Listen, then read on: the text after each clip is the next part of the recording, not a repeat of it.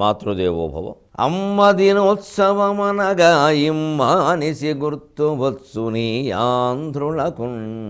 అమ్మ ఇది చాలదే ధన్యమైపోయినది జన్మ అమ్మ కవియనన్. మద్యపానం అనే మహావ్యసనం మానవత్వాన్ని ఎలా నాశనం చేస్తుందో మనకు అవగాహన కావిస్తూ ఉన్న మహాభారత కథాశ్రవణం కోసం ఎదురు చూస్తున్న భక్తి టీవీ ప్రేక్షక మహాశయులందరికీ కవి బ్రహ్మ, ఉభయ కవి మిత్రుడు తిక్కన సోమయాజి రచించిన ఆంధ్ర మహాభారతం మౌసల పర్వానికి సాగుతున్న సామాజిక వ్యాఖ్యలో 1797 భాగానికి స్వాగతం పలుకుతున్నాం.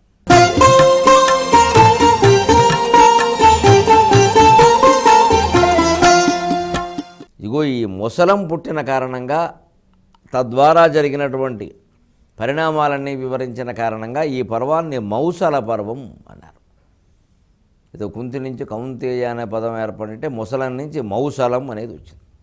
ముసలం అంటే ఒక రోకలి లాంటి ఆయుధం అని అర్థం. తుంగపరకలు వజ్రాయుధాల్లా పనిచేస్తూ ఉంటే తాగుబోతులు అయిపోవడం కారణంగా వాళ్ళకి అసలు మెదడు పనిచేయలేదండి.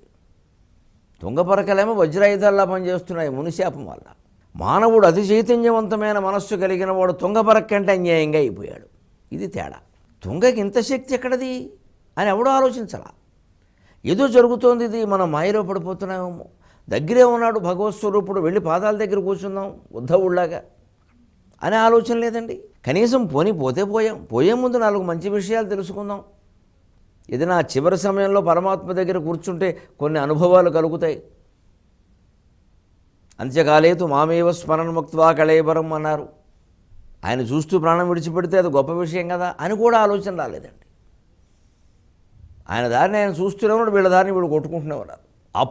అప్పట్లో సరిగ్గా అదే పరిస్థితిలో ఈ తుంగ కూడా కొట్టుకోవడానికి ఒక కారణమైంది. దీనికి ఇంత శక్తి ఎక్కడదొచ్చింది, ఇది ఏ రకం తుంగ అన్నాడు. ఇంకొకటి ఎవడో ఏ రకం అన్నాడు. ఏ రకం అంటే ఏ రకం అంటే ఏ రకం అన్నాడు. ఇది ఏ రకం అంటే ఏ రకం అన్నాడు. అంటే దాన్ని పెట్టి కొట్టాడు వాడు కొట్టేలాగా వీడు కొట్టాడు, ఎదురుపోయారు. ఏమిటి ఏ రకం అంటే ఏ రకం ఏమిటండి, ఏ రకం అంటే ఏ రకం ఏమిటి. మాకు చిన్నతనంలో ఓ మాట ఉండేది, మీ ఊరేమిటి అన్నట్టు, మళ్ళీ అడుగు అన్నట్టు. మళ్ళీ మీ ఊరేమిటి మళ్ళీ అడుగు అనేవాడు. మీ ఊరేంటంటే మళ్ళీ అడగమంట, మీ ఊరేంటి మళ్ళీ అడుగు. ఇంతకీ వాళ్ళ ఊరు పేరు మళ్ళీ అడుగు. మళ్ళీ అడుగు అనేది వాళ్ళ ఊరండి. వీడు మళ్ళీ అడుగంటే ఏమనుకుంటా మళ్ళీ అడగమంటున్నాడేమో అనుకుంటున్నాడు. అలాగా తుంగకింత శక్తి ఎక్కడొచ్చింది, ఇది ఏ రకం అంటే ఆయన జవాబు ఇచ్చాడు ఏ రకం అని. ఎందుకంటే దాని పేరే ఏ రకం, సంస్కృతంలో ఏ రకం అంటారు ఆ తుంగని. శస్త్రేషు క్షీయమాణేషు ముష్టిభిర్జహ్రు రేరకాహ అని భాగవతం ఏకాదశి స్కంధంలో చెప్పారు. ఇక్కడ తిక్కన గారు ఆ పేరు వాళ్ళది కానీ మూల భారతంలో చెప్పారు. దాని పేరే ఏ రకం. అందుకని ఇది ఏ రకం తుంగ అంటే జవాబు వాడు ఏ రకం అని ఇస్తే, ఏ రకం అంటే ఏ రకం అంటావు, ఏ రకమో చెప్పకుండా నేను ఏ రకమే అన్నానయ్యా అని వాడు అంటాడు. దాని పేరే ఏ రకం. అదో తగాదా కారణమైంది. మొత్తం మీదండి సాంబుడు స్వాహ, సాత్యకి స్వాహ, గదుడు స్వాహ, ప్రద్యుమ్నుడు, అనిరుద్ధుడు అందరూ స్వాహ, చారుదేష్ణుడు. ఎక్కడా తండ్రి కొడుకును చంపాడు, కొడుకు తండ్రిని చంపాడు, అన్న తమ్ముడిని చంపాడు, తమ్ముడు అన్నని చంపాడు, గురువు శిష్యుడిని చంపాడు, శిష్యుడు గురువుని చంపాడు, యజమాని నౌకర్ని చంపాడు, నౌకరు యజమానిని చంపాడు. ఎటువంటి భేదము లేకుండా మృత్యు అందరినీ తుడిచిపెట్టేసింది. ఇక్కడ కూడా మనం తత్వమే చెప్పుకోవాలి. విశ్వం పశ్యతి కార్యకారణతయా స్వస్వామి సంబంధత శిష్యాచార్యతయా తథైవ పితృపుత్రాధ్యాత్మనాభేదత స్వప్నే జాగ్రతిమా ఏష పురుషో మాయా పరిభ్రామిత తస్మై శ్రీ గురుమూర్తయే నమయిదం శ్రీ దక్షిణామూర్తయే. ఇక్కడ తిక్కన గారు చాలా చక్కని పదం వాడారు, మౌసల విస్ఫూర్తి అన్నారు. ముసలత్వం విస్ఫురణమున్ కలిగించే ప్రవేశలీలగైకొని సమర ప్రవర్తనము ఘోరతరంబుగా ఎల్ల తుంగలన్. ముసలత్వ విస్ఫురణము మౌసల విస్ఫూర్తి అన్నారు. సరిగ్గా ఈ పర్వం పేరు కూడా మరోసారి చెప్పినట్టుగా ఉంటుందని. అక్కడే మౌసల విస్ఫూర్తి అంటే ప్రతిదీ వాళ్ళకి ముసలంలాగే కనపడుతోంది, తుంగపరకలా కనపడ్డల్లా. సరిగ్గా ఇక్కడే మనం అపూర్వమైనటువంటి అద్వైత భావనని, యోగ వాసిష్ఠ భావనని సమన్వయం చేసుకో. లీలావతి అనేటువంటి పాత్ర ఉంటుంది యోగ వాసిష్ఠంలో, ఒక రాజు భార్య. ఆవిడ తన భర్త చనిపోకూడదని, చనిపోయినా సరే ఆయన తన ఎదురుగానే ఉండాలి, తన కనపడుతూ ఉండాలని సూక్ష్మదేహం రూపంలో కోరుకుంటుంది. సరస్వతీదేవి వరవిస్తుంది, అలాగే కనపడతాడు. ఇంతకీ ఈ అమ్మాయికి ఈ అజ్ఞానం వదిలించడం కోసం సరస్వతీదేవి ఆవిడ్ని అనేక రకాల లోకాలన్నీ తిప్పుతూ అసలు నీ భర్త ఎక్కడున్నాడో చూద్దుగాని దాంటుంది. ఆయన ఎక్కడో అప్పుడే ఒక బ్రాహ్మణుడింట్లో పుట్టేశాడు, బ్రాహ్మణుడి కింద. ఆయన అప్పుడే ఓ 50 ఏళ్ళు గడిపేశాడు అక్కడ. ఇదేమిటి, నిన్ననే కదా నా భర్త పోయాడు, అప్పుడే 50 ఏళ్ళు ఎలా గడిచేయింది? 50 ఏళ్ళు అనేది కాలం నీ మనసులో ఉండే భ్రమ తప్పితే ఏం లేదు. అది అలాగే అంతే. కలలో గడవడం లేదా? కలలో ఏకంగా పుట్టినట్టు పెరిగినట్టు విద్యాభ్యాసం కూడా అయిపోయినట్టు కల వస్తుంది. మరి విద్యాభ్యాసం కూడా అయిందంటే 25 ఏళ్ళు నడిచినట్టే కదా. మరి కల నడిచింది 15 నిమిషాలే కదా అన్నారు. చాలా విచిత్రంగా ఉంటుందండి గ్రంథంలో విషయం. యోగ వాసిష్టం సరిగ్గా అక్కడే సరస్వతీదేవి చెబుతుంది. ఇందాక మరి ఈ బ్రాహ్మణుడు కూడా నువ్వే భార్యవి అంటుంది. అదేమిటి, నాకు ఆ స్ఫురణ కలగడం లేదు, ఈ స్ఫురణ ఎందుకు కలుగుతుంది ఉంటుంది. నువ్వు అదే ఆలోచనతో ఉన్నావు, నేను రాజుభార్యనని. కానీ ఆ రాజే తిరిగి బ్రాహ్మణుడిగా పుట్టాడు, ఆ భార్యే మళ్ళీ ఇక్కడ పుట్టింది, నువ్వే అంతా చేసింది. నీకు ఈ స్ఫురణ ఎక్కువగా ఉండడం వల్ల ఇదే అనిపిస్తోంది, అది ఉంటే అదే అనిపిస్తుంది. వీళ్ళందరికీ ఆ శాపంతో ముసలం పుట్టింది, ముసలమే మనం చంపుతుంది ఉండడం వల్ల ప్రతి తుంగ పరకలోనూ ముసలమే కనపడింది. అది ముసలంలాగే పనిచేసింది. యద్భావం తద్భవతి. అంచేతనే మనకి వేదాంతత్వాన్ని కాస్త జాగ్రత్తగా అర్థం చేసుకోవాలంటే మనకి కలని, జీవితం నిజమని ఎందుకు అనిపిస్తుందంటే ఎక్కువ మనం జాగ్రత్త అవస్థలో ఉంటున్నాం. ఎక్కువ కాలం నిద్రలోనే కలలోనే గడిపితే జాగ్రత్త అవస్థే కలలా కనపడుతుంది. దానికి ప్రత్యక్ష ఉదాహరణ ఉంటుంది. మధ్యాహ్నం భోజనం చేశాక పడుకున్నటువంటి పెద్ద మనిషి ఎవడన్నా ఒక అరగంటలోనో గంటలోనో లేవడం మానేసి సాయంత్రం 6ంటికి లేచాడు అనుకోండి, వాడు ఖచ్చితంగా లేచిన వెంటనే మొహం కడిగేసుకుంటాడు. చూసుకోండి మీరు, బ్రష్ పేస్ట్ పెట్టి. ఎందుకంటే తెల్లారిందనే భ్రమలో ఉంటాడు. చాలామందికి జరుగుతుంది ఇలాగేది. పాలు వచ్చాయా అంటాడు, ప్యాకెట్ కోసం తలుపు దగ్గరికి వెడతాడు. పేపర్ వచ్చిందా అంటాడు, 6ంటికి పేపర్ ఏమిటంటారు ఇంట్లో. ఈయన ఇప్పుడు లేచాడు, అందుకని తెల్లారినట్టు అనిపిస్తుంది. ఎంత చక్కగా ఉంటుందంటే వేదాంతం నిజంగా అసలు మనం దాని మీద. అందుకే ఎప్పుడు ఆ వేదాంత తత్వజ్ఞానం పొందనటువంటి జన్మే కాదు. ఎంత వృధా ఇది. ఇవన్నీ ఊరికే వంకాయ పచ్చడి, టమాటా పులుసుకి ఉపయోగపడతాయి తప్పితే ఈ జీవితాలు ఎందుకు ఉపయోగపడవు. ఇవి ఎన్ని జన్మలు తిన్నా ఒకటే. ఇవన్నీ ఎన్ని తిన్నా ఇంకేదో తినాలి అనిపిస్తుంది. వేపుడు కాదు కానీ పచ్చడి చేసుకుంటే ఎలా ఉంటుంది, అది అలాగే ఉంటుంది, ఎలా ఉండడం ఏంటి, ఇది అలా ఉంది, అది అలాగే ఉంటుంది. అది కాదండి పొందవలసింది. పైగా ఆ జ్ఞానం పొందడం కూడా ఏదో అపురూపం అద్భుతం అని కాకుండా సునిశ్చితంగా పరిశీలిస్తూ పొందాలి మనం. దాని అనుభూతి చెందుతూ ఏం జరుగుతోంది, ఎందుకు ఇలా అనిపిస్తుంది. ఒక్కోసారి అద్భుతంగా అనేక విషయాలు గుర్తొస్తాయి. ఒక్కోసారి ఏమిటో మెదడు ఏదో బ్లాక్ అయిపోవడం అంటారు ఆంగ్లంలో, దెబ్బ తిరిగినట్టు అయిపోయి ఎంత ప్రయత్నించినా గుర్తురాదు, మన కళ్ళెదురుగా ఉన్న విషయమే. ఆశ్చర్యంగా ఉంటుంది.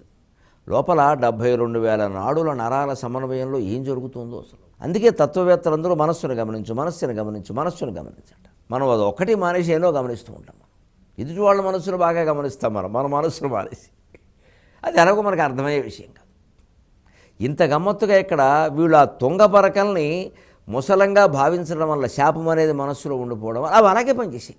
అందుకే మౌసల విస్ఫూర్తి అన్నారు ఇక్కడ. ఈ స్థితిలో ప్రద్యుమ్నుడు, సాంబుడు, సాత్యకి ఇంతమంది చనిపోయినటువంటి స్థితిలో కృష్ణుడు ఊరికే రేఖామాత్రంగా లీలామాత్రంగా ఆపుదామని ప్రయత్నం చేశాడు. ఆయన మాట ఎవ్వరూ వినలేదు. ఆయన ప్రయత్నం ఆయన చేశాడు. లేచి ఏమిటిది అని వెళ్ళాడు.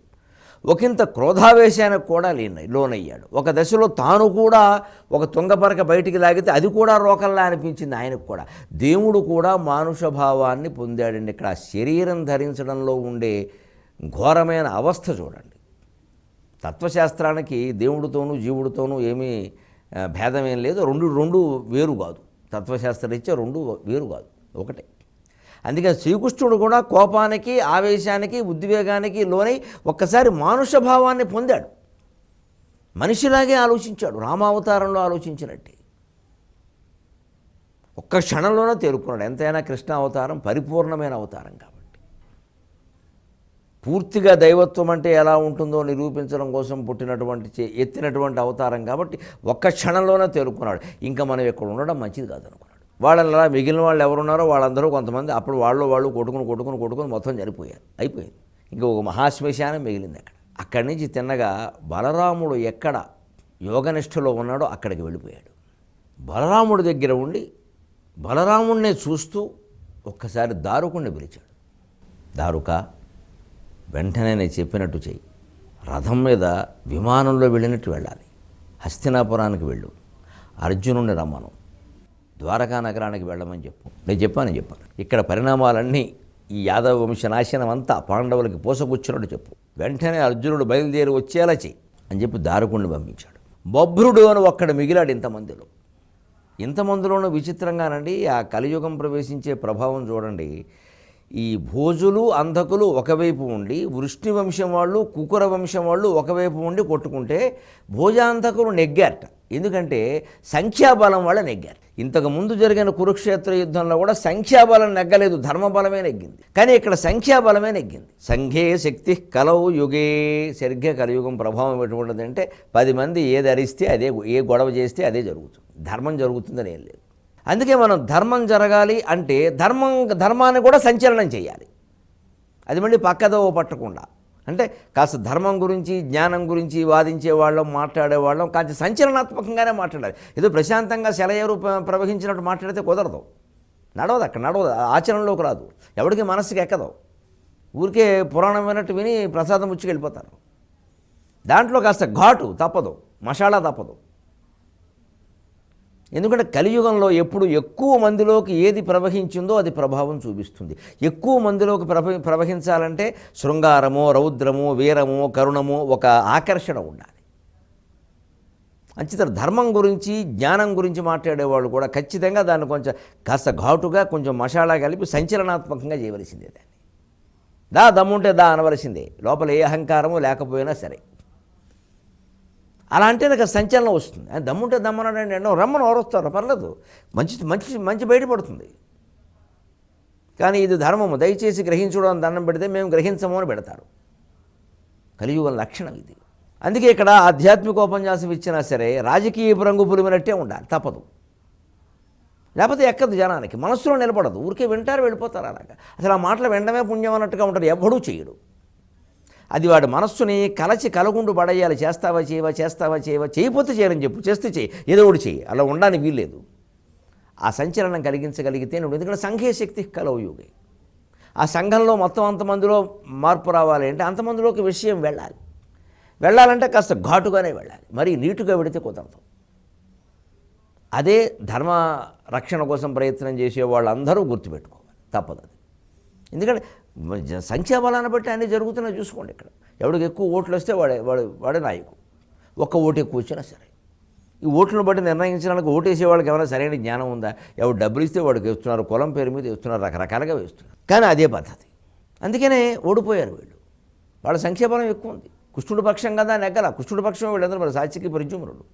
కృష్ణుడు కాస్త కోపం వచ్చినప్పుడు వీళ్ళ పక్షాన నిలబడ్డాడు. పూర్తిగా యుద్ధంలో పాల్గొనకపోయినా వీళ్ళ పక్షాన నిలబడ్డాడు. ఇలా రోకలు ఆ ముసలం ఎత్తి నిలబడ్డాడు, ఆ తుంగ పట్టుకుని నిలబడితే అది కూడా రోకలు పట్టుకున్నట్టే ఉంది. మూల భారతంలో ఇచ్చాడు. ఇక అప్పుడు ఈ బభ్రుడే వచ్చి, ప్రభు అందరూ చనిపోయారు, నువ్వు కూడా ఇలా నిలబడ్డావు, ఇంక అనవసరం, వచ్చేసేయంటే వదిలేశాడు. అప్పుడు బలరాముడి దగ్గరికి వెళ్ళాడు. ఆ బభ్రువుని పిలిచి, బభ్రు అంతఃపుర స్త్రీలను కాపాడాలి, వీళ్ళు వెంటనే ద్వారకకి వెళ్ళు, చెప్పు, నువ్వు అక్కడ వాళ్ళని చూసుకో అన్నాడు.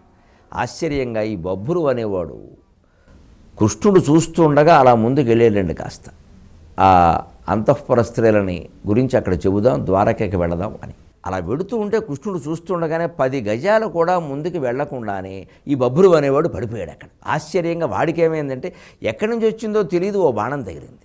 ఆ బాణానికి కట్టిన ములికి కూడా ఈ తుంగపరకలాగే ఉందండి. అది మరీ ఆశ్చర్యం. ఇది కూడా తుంగపరకే, అది కూడా ముసల విస్ఫూర్తి, మౌసల స్ఫూర్తి. అటువంటి తగిలింది. కృష్ణుడు ఇలా వెళ్ళి చూసేలాగా తుంగపరక కనిపిస్తుంది అక్కడ. అయ్యే బాబు, ఎంత ప్రభావం, అంతా దీంతోనే పోతుందన్నమాట. ఇంకా ఇది పూర్తిగా అరగలేదన్నమాట. ఇంకేదో 1-2 ముక్కలేవో మిగిలాయన్నమాట. మనకు కూడా దాంతోటే అనుకుని సరిపెట్టేసుకున్నాడు. ఇంకా అని బభ్రుడు కూడా పడిపోయేసరికి ఇంక చేసేది ఏం లేక బలరాముడి దగ్గరికి వచ్చి కూర్చుని, అన్నయ్య, నువ్వు తపస్సులో ఉన్నావు, నీకు నేను సేవ చేద్దామని వచ్చాను. కానీ బభ్రుని పరిస్థితి ఇది. ఇంటికి వెళ్ళి కబురు చెప్పేందుకు కూడా మనిషి లేడు. అనంతకోటి బ్రహ్మాండ నాయకునికి అనేక బాహూదర వక్త్రనేత్రం పశ్యామి త్వాం సర్వతో అనంతరూపం నాంతం నమధ్యం న పునస్తవాదిం పశ్యామి విశ్వేశ్వర విశ్వరూప అమిత విహారుడు అనంతుడు ఈశ్వరుడు తానొకనాడు 16,000 భవనంబులలోన ప్రీతి 16,000 రూపబాలల 16,000 భవనంబులలోన ప్రీతి 16,000 రూపబాలల 16,000 చందముల యథావిధిగా వరించే భూవర. 16,000 సంసారాలు కలిగిన వాడికి, యదు వృష్ణి భోజ కుకుర అంతక వాహినుల్ని ఏలిన వాడికి, కురు పాండవ సైన్యాలన్నిటికీ ఇంచుమించు నాయకత్వం వహించిన వాడికి, పిలిస్తే చాలు కొన్ని వేల మంది వచ్చి పాదాల మీద పడేవాడికి ఇంటికి కబురు చెబుదామంటే మనిషి లేడండి. గ్రహస్థితి అంటే ఇలా ఉంటుంది. పరిస్థితి అంటే ఎలా ఉంటుంది? ఆ యథార్థత్వంతో రాజీ పడ్డమే జీవితం. దాన్ని మార్చే ప్రయత్నం చేయొద్దు.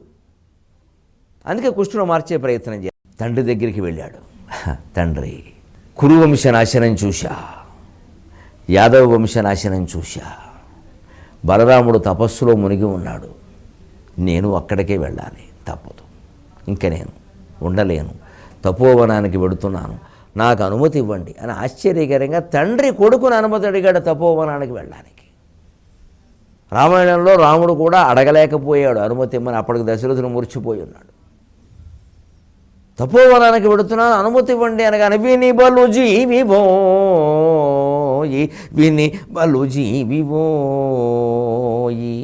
విని బలు జీవివోయి, మది విహ్వలమై మెయి మ్రానుపాటు నందను నెక్కి, విని బలు జీవివోయి, మది విహ్వలమై మెయి మ్రానుపాటు నందను నెక్కి, మీద కేశవుడు తానును రాముడు ఇల్లు వాసి కాననముల నుండు వారమని నైష్ఠికతన్ బలుకంగా, మీద కేశవుడు తానును రాముడు ఇల్లు వాసి కాననముల నుండు వారమని నైష్ఠికతన్ బలుకంగా, ఉన్న చేతనయునడంగా చేష్టితము దక్కి శవాకృతి నుండెనత్తరిన్, శవాకృతి నుండెనత్తరిన్.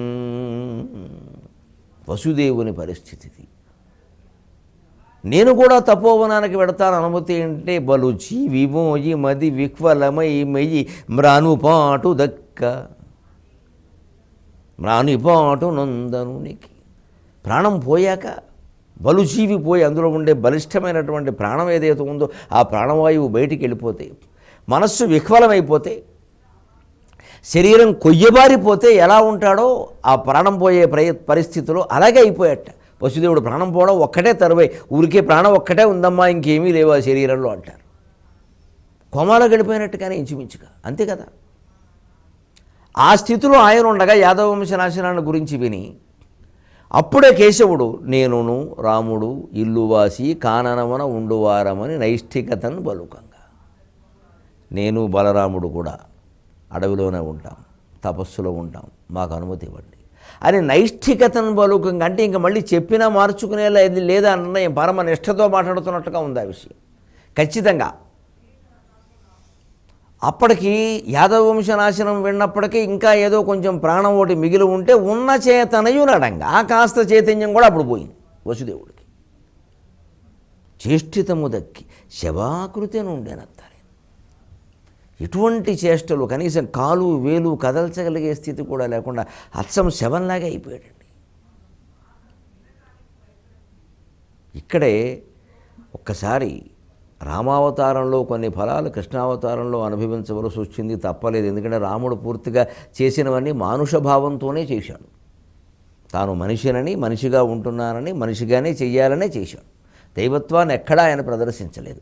మానుష భావంతో చూపించినప్పుడు మానుష ఫలాలుగానే ఉంటాయి. అందుకే కృష్ణావతారంలో వాటిని అనుభవించాడు.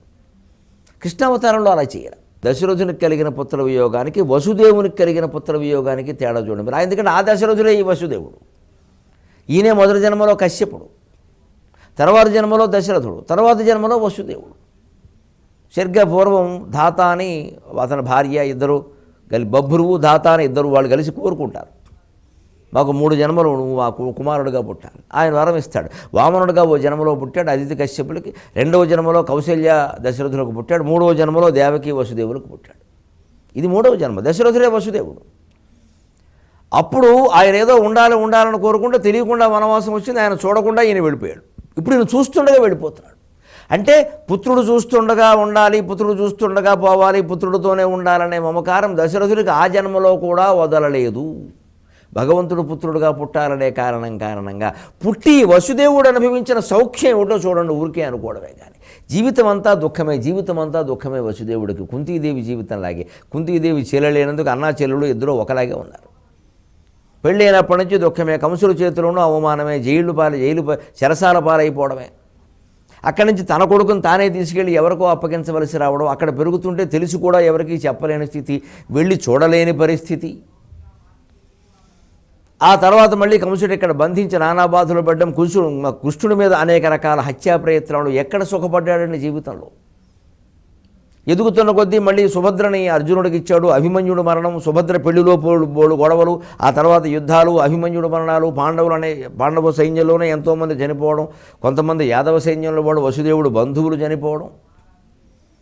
చివరికి ఇలా వస్తే యాదవ వంశ నాశనం అంతా కళ్ళ చూడడం. ఆ పైన ఇప్పుడు బలరాముడు కృష్ణుడు ఇద్దరు తపోవనానికి పెడతారంటే అనుమతి ఇవ్వవలసి రావడం. వసుదేవుని పుత్ర వియోగానికి దశరథుని పుత్ర వియోగానికి సంబంధం కనపడ్డలా ఇంకా ఎక్కువ పడ్డాడు దశరథుడి కంటే వసుదేవుడు. కారణం, భగవంతుడైనా సరే మనం పుత్రులుగానో పుత్రికగానో కోరుకున్నాము అంటే ఆ ఒక్క అదృష్టం పడితే పట్టచ్చునేమో కానీ మిగిలినవన్నీ దురదృష్టాలు అవుతాయి. అవి ఆయన ఏం మార్చడు. అందుకని అసలు దోషమంతా కోరికలోనే ఉంది. దేవుడు జీవుడు అదృష్టము దురదృష్టము పుట్టడము పుట్టకపోవడము కాదు, దోషమంతా కోరికలోనే ఉంది. ఆ కోరికల కారణంగానే ఈ అవతారాలు ఇలా పరిభ్రమిస్తున్నాయి. ఇదే మనం గ్రహించుకుని జాగ్రత్తగా ఉండాలి. ఆ కోరికలు తగ్గించుకునే విధంగాను, క్రమక్రమంగా కోరికలు రద్దు చేసుకునే విధంగాను మానవ జీవితాన్ని గడపాలి. అప్పటికి పరమాత్మ వెళ్ళిపోతూ ఒక్కసారి ఎందుకో తండ్రి దగ్గర అలా నిలబడి, తండ్రి అనేసరికి ఆయన ఇలా పడిపోయాడు మంచం మీద. అక్కడ దగ్గరే కూర్చొని ఆయనకి పాదసేవ చేశాడు 2-3 గంటల పాటు. వసుదేవసుతం దేవం పితృపాదాబ్జ సేవకం, వసుదేవసుతం దేవం పితృపాదాబ్జ సేవకం, దేవకీ పరమానందం కృష్ణం వందే జగద్గురుం. ఈ పరమానందంలోనే పరమాత్మ సైతం తన ధర్మాన్ని, తన కర్తవ్యాన్ని నెరవేరుస్తూ తండ్రికి పాదసేవ చేస్తున్నాడన్న ఆ మహత్తరమైన అనుభూతిలో మీరు ఈ రాత్రి గడపండి. రేపు సాయంత్రం ఎలాగూ మీకు నేను కృష్ణ నిర్యాణాన్ని వినిపించక తప్పదు, బాధపడక తప్పదు.